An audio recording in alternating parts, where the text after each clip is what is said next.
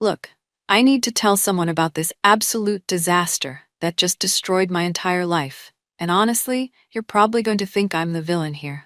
But whatever. I'm Caitlin, I'm 26, and I just watched my best friend Riley completely lose her mind and take me down with her. I'm sitting here in my apartment, unemployed and basically blacklisted from my entire industry, and I still can't believe how fast everything went to hell. Riley and I have been tight since college, like finishing each other's sentences, knowing each other's coffee orders, the whole deal. When we both got hired at the same company after graduation, I thought I'd hit the jackpot. Finally, someone who actually gets me in this corporate hellscape. Riley works in project coordination while I handle administrative stuff, so we never really competed for the same positions, which kept things chill between us. The company does government contract work, nothing exciting, but decent pay and solid benefits. Riley's always been the ambitious one, constantly checking job boards and talking about climbing the ladder. I'm more about keeping my head down and collecting my paycheck. Between you and me, I've always admired how driven she is. Even when she gets a little intense about promotions and opportunities, she's constantly networking and taking online courses to make herself more competitive, which honestly made me feel kind of lazy sometimes. There's this guy Evan who works in Riley's department as a senior analyst. Quiet, keeps to himself mostly, but he's always been polite when we've crossed paths. Riley mentioned him a few times as being smart and good at his job, nothing more than that. I never really paid attention to him until this whole mess started. Our company has partnerships with international offices, and occasionally they send someone abroad for year-long assignments. Riley's been obsessing over getting one of these positions for months, constantly asking our supervisor about upcoming opportunities. She even started taking language classes to make herself more competitive, which I thought was pretty smart. When the latest overseas position got posted last month, Riley was practically vibrating with excitement. London office, better pay, international experience, everything she'd been working toward. She spent weeks on her application asking me to proofread everything multiple times. I was genuinely rooting for her because I know how badly she wanted it, and honestly, she deserved good things after working so hard. But then Evan applied too, and suddenly, Riley's whole energy shifted. She started making these comments about how he probably only applied because he knew she wanted it, and how unfair it was that men always seemed to get these opportunities handed to them. I tried to stay neutral, because I didn't know enough about either of their qualifications to have an opinion. The tension between them became obvious pretty quickly, even though they kept things professional on the surface. Riley would come to lunch and vent about how Evan was probably going to get it just because he's a guy, and how the company always favors men for international assignments. I listened and tried to be supportive, but part of me wondered if she was overthinking it. The whole situation was making our usually fun lunch breaks kind of stressful, and I just wanted things to go back to normal. Looking back, I should have paid more attention to how worked up she was getting about the whole thing. Riley's competitive streak has always been intense, but this felt different, more personal, more desperate. She was taking it as some kind of personal attack rather than just normal workplace competition. 2 weeks later, Evan got the London position, and Riley completely lost her mind. I've never seen her so angry and devastated at the same time. She came to my desk that afternoon with tears streaming down her face, saying the whole selection process was rigged and that Evan didn't deserve it. Seeing her that upset genuinely broke my heart because I know how much she'd wanted this opportunity. She kept saying things like, "I can't believe they picked him over me, and this company doesn't value women at all." I spent over an hour trying to comfort her, but she was spiraling hard. That evening, she called me crying and ranting about how unfair everything was, and I stayed on the phone with her for hours just letting her vent. The next few days were brutal to watch. Riley was barely speaking to anyone at work, and when she did interact with Evan, you could practically see the hatred radiating off her. She started making these passive-aggressive comments during team meetings about certain people getting opportunities they didn't earn. It was getting awkward for everyone in their department, and I kept telling her she needed to let it go and focus on the next opportunity. But Riley wasn't hearing it.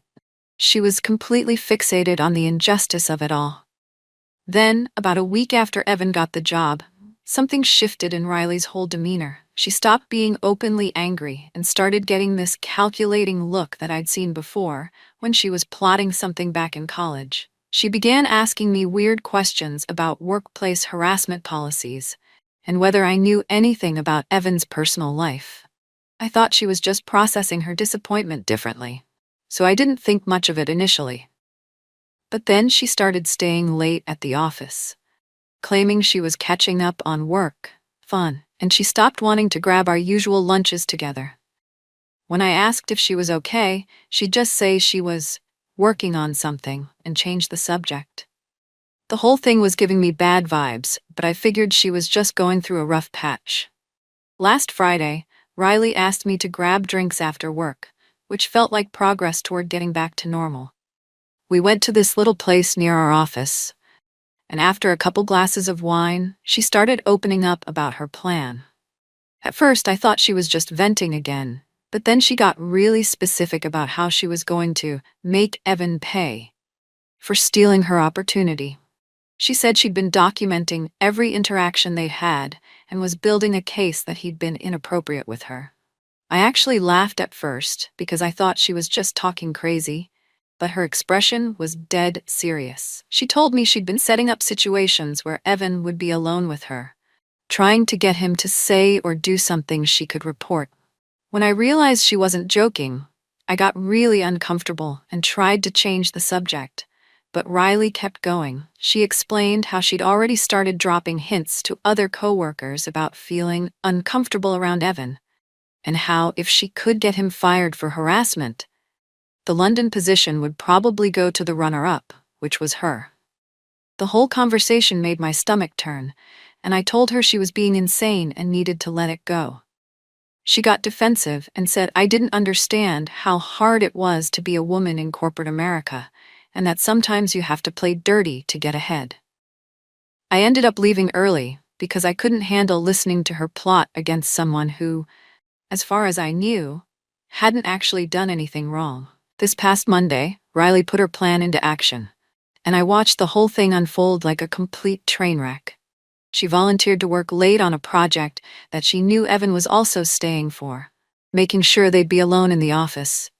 The next morning, she came to me looking all shaken up, claiming that Evan had made advances on her the night before. She said he'd cornered her in the break room and made inappropriate comments about how she looked and how they should get to know each other better, now that they'd be working together more. According to Riley, he'd also been sending her messages that could be interpreted as flirtatious. When she showed me the screenshots on her phone, I have to admit they looked questionable. Evan asking if she wanted to grab coffee sometime and saying she seemed really smart and interesting. But honestly, reading them, they just seemed like normal, friendly coworker messages to me. Nothing that screamed harassment. I told Riley that maybe she was reading too much into innocent interactions, but she insisted that I didn't understand the context and how uncomfortable he'd made her feel. She said she'd already scheduled a meeting with HR for that afternoon, and wanted me to be her witness about how weird Evan had been acting around her lately. I felt sick about the whole thing, but Riley kept saying that Evan had crossed a line and that she had every right to report him.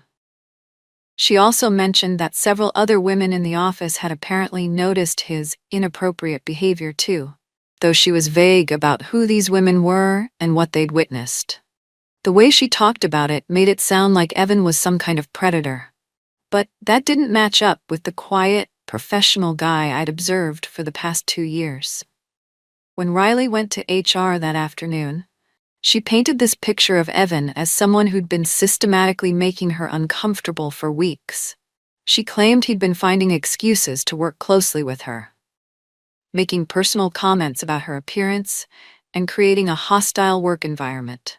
She presented those text messages as evidence of his inappropriate interest in her, and talked about how stressed and anxious his behavior was making her. HR took it seriously, which they should, if someone's genuinely being harassed. But something about the whole situation felt wrong to me. Within hours, word had spread through the office that Evan was being investigated for harassment. People started looking at him differently, whispering when he walked by, and generally treating him like he was radioactive. I felt horrible watching him try to do his job while everyone was side-eyeing him and avoiding him. Meanwhile, Riley was playing the victim perfectly, accepting sympathy from coworkers and talking about how brave she was for speaking up. She kept thanking me for being so supportive, even though I'd barely said anything, and was actually feeling more sick about it by the hour. The worst part was seeing how confident she was that her plan was working. She'd swing by my desk and give me these little updates about the investigation, like she was keeping score in some twisted game. She mentioned that HR was taking her allegations very seriously, and that Evan's London assignment was being reviewed, pending the outcome of their investigation. I started avoiding her because I couldn't stand watching her manipulation in action, knowing that she was destroying someone's career over a job rejection. The HR investigation started moving faster than Riley expected, and cracks began showing in her story almost immediately. What she didn't anticipate was how thorough corporate investigations actually are, especially when someone's career and a prestigious international assignment are on the line. The company brought in an external investigator, and they started interviewing everyone who worked closely with both Riley and Evan. When they interviewed me, I tried to stay neutral, but I couldn't bring myself to outright lie when they asked specific questions about what I'd witnessed. I told them I'd never personally seen Evan behave inappropriately, but that Riley had mentioned feeling uncomfortable around him recently. The investigator asked detailed questions about when these conversations happened and what exactly Riley had said, and I realized my vague answers weren't really supporting her story the way she'd expected. They also pulled security footage from the office, including the break room, where Riley claimed the main incident occurred. Apparently, the timestamps didn't match up with her account of when things happened, and the footage showed their interaction lasting only a few minutes with completely normal body language. Riley started getting nervous when she heard about the security cameras, and she came to me asking if I thought she should clarify some details of her story. She tried to frame it like she'd been so traumatized that she'd gotten some timeline confused, but I could tell she was scrambling to keep her lies straight. The investigator also interviewed Evan, and apparently he was completely blindsided by the allegations. He provided his own timeline of interactions with Riley, including screenshots of their full-text conversations that showed the messages she'd presented were taken completely out of context. The messages she'd claimed were inappropriate were actually part of longer conversations about work projects, and his invitation to coffee was clearly in a group context with other coworkers. When Riley found out about Evan's evidence, she started changing her story again, saying he was probably deleting the really bad messages and that his whole innocent act was just manipulation. She began painting him as this calculated predator who was smart enough to cover his tracks, which made her allegations harder to prove, but also more serious. The whole thing was spiraling completely out of control, and I could see that Riley was in way over her head. By Thursday, other coworkers were being interviewed, and it became clear that nobody else had witnessed the behavior Riley described. In fact, several people mentioned that Evan was always professional and that Riley had seemed fine around him until very recently. A couple of people even mentioned that Riley had been asking them leading questions about Evan's behavior, like she was trying to get them to say something negative about him. The investigator apparently found this pattern suspicious and started digging deeper into Riley's motivations. When they discovered that Riley had been the runner-up for Evan's London position, the whole thing started looking like retaliation rather than genuine harassment. Riley panicked when she realized the investigation wasn't going her way, and she started reaching out to me constantly, wanting to coordinate our stories and make sure we were on the same page about what had happened. But I was starting to see how manipulative she'd been throughout this entire process, and it was making me question everything about our friendship. Friday morning, everything fell apart for Riley in spectacular fashion. The external investigator had apparently found security footage that completely contradicted her story, and they'd also discovered digital evidence that she'd been planning this whole thing for weeks. It turns out that Riley had been researching harassment policies and looking up legal advice online long before making her report, and her search history painted a clear picture of premeditation. She'd also been saving screenshots and emails in a way that suggested she was building a case rather than genuinely feeling threatened. When HR called Riley in for a follow-up interview, they confronted her with all of this evidence. According to what I heard later, she initially tried to stick to her story, but when they showed her the security footage and her own search history, she broke down and admitted that she'd exaggerated some details because she was upset about not getting the London position. She tried to frame it like she'd genuinely felt uncomfortable, but had maybe misinterpreted Evan's intentions. But the investigators weren't buying her backpedaling at all. The company was furious about the false allegations, especially since they'd already started the process of pulling Evan's international assignment, and his reputation had been damaged throughout the office. Riley was immediately suspended, pending their own investigation into her conduct, and they started looking into whether she'd violated company policies around false reporting and retaliation.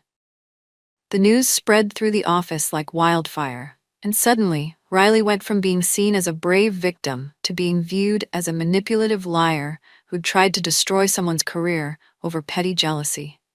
When she called me that evening, she was a complete mess, crying and saying that everyone was turning against her and that the company was making her look like the bad guy. She kept insisting that Evan had still made her feel uncomfortable, even if she couldn't prove harassment, and that the company was just protecting him because he was male. She wanted me to make a statement supporting her character, but I told her I couldn't do that after what she'd put Evan through. She got angry and said I was abandoning her, just like everyone else, and that I'd never understand what it was like to have opportunities stolen from me because of my gender. The conversation ended with her hanging up on me, and honestly, I felt relieved that I didn't have to keep pretending to support what she'd done. Over the weekend, I heard through mutual friends that Riley had been contacting other coworkers, trying to get them to support her version of events, and claiming that the company was engaged in some kind of cover-up to protect Evan. She was also apparently considering hiring a lawyer and threatening to sue for wrongful termination if they fired her. The whole situation had become this toxic mess that was affecting everyone in our department.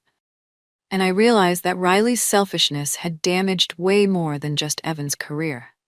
Evan, meanwhile, had been cleared of all allegations and was supposed to start his London assignment next month. But the whole ordeal had obviously taken a toll on him.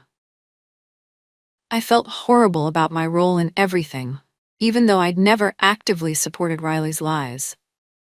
I should have spoken up earlier when I knew what she was planning, but I'd been too worried about damaging our friendship to do the right thing.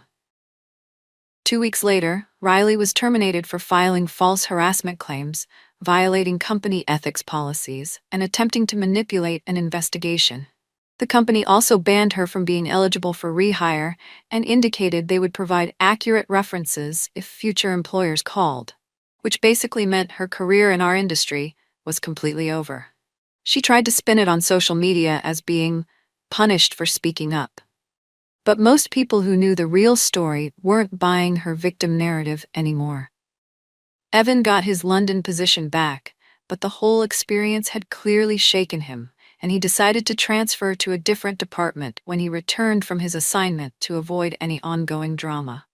The company also implemented new policies around false reporting and investigation procedures, partly because of the mess Riley had created. What really shocked me was finding out that this wasn't Riley's first time manipulating situations to get what she wanted. After she was fired, other coworkers started sharing stories about times when Riley had twisted situations or thrown people under the bus for her own benefit. Apparently, she'd gotten a previous coworker in trouble by exaggerating a mistake they'd made, and she'd also taken credit for other people's work on multiple occasions. I realized that I'd been completely blind to her true character because I'd wanted to believe that my best friend was a good person. The worst part was discovering that Riley had been bad-mouthing me to other coworkers throughout this whole ordeal, claiming that I was jealous of her ambition and that I'd never supported her career goals. She'd apparently told people that I was a typical, basic girl who was content with mediocrity and didn't understand what it took to succeed in corporate America. Finding out that she'd been talking about me like that behind my back while using me as her supposed support system was the final nail in the coffin of our friendship. 3 months later, I heard that Riley had moved to a different state and was working retail while trying to rebuild her career. She'd apparently burned so many bridges in our industry that nobody would hire her for professional positions anymore. She tried reaching out to me a few times through social media, alternating between apologies and accusations that I'd abandoned her when she needed me most.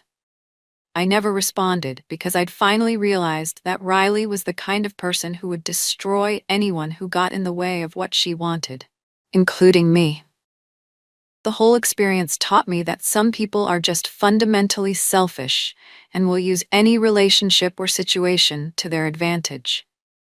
Riley had spent years building this friendship with me, not because she genuinely cared about me, but because having a loyal friend made her life easier and gave her someone to manipulate when she needed support. When I think about how close I came to getting dragged down with her, it makes me sick. If I'd been stupid enough to lie for her during the investigation, I could have lost my job too and destroyed my own reputation. Riley's downfall was ultimately her own doing. Her greed, her willingness to destroy innocent people, and her complete inability to accept that she wasn't entitled to everything she wanted. She got exactly what she deserved, and honestly, I'm glad I got to see her true character before she had a chance to really damage my life.